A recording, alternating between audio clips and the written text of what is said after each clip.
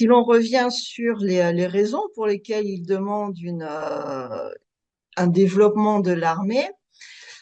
il y a quand même beaucoup de questions qui se posent. Le caractère belliqueux de la Russie, il l'a fondé sur le fait que la Russie aurait violé les accords de Minsk. Or, on se souvient que Merkel et Hollande ont expliqué que ça a été une escroquerie qui était mise en place contre Poutine pour gagner du temps en Ukraine.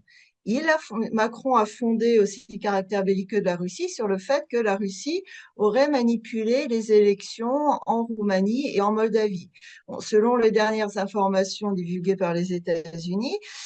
et il semblerait que l'USAID soit largement impliqué justement dans ces événements. Nous avons effectivement la Russie qui objectivement présente un danger, mais pas pour la France, pas pour l'Europe. Elle présente officiellement et réellement un danger pour les élites globalistes, hein, c'est-à-dire ces élites qui sont en France, qui sont en Europe. Donc quand Macron dit que la Russie est un danger, oui, mais elle n'est pas un danger pour nos pays, elle est un danger pour ces élites, hein. Nous n'allons pas forcément rentrer dans une troisième guerre mondiale comme tout le monde veut nous faire peur, mais bien au contraire, continuer cette guerre rampante qui peut être extrêmement longue, qui n'a pas commencé en 2022, qui a commencé bien avant, et dans laquelle, quoi que dise Macron, ce n'est pas la Russie qui a globalisé la guerre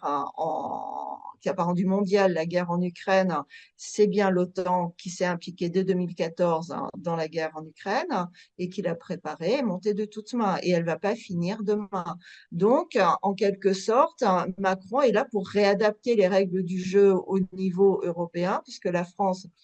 est détenteur de l'arme nucléaire, donc c'est une puissance qui a un mot à dire particulièrement au niveau européen, et il joue ce rôle de coordination générale avec les élites globalistes.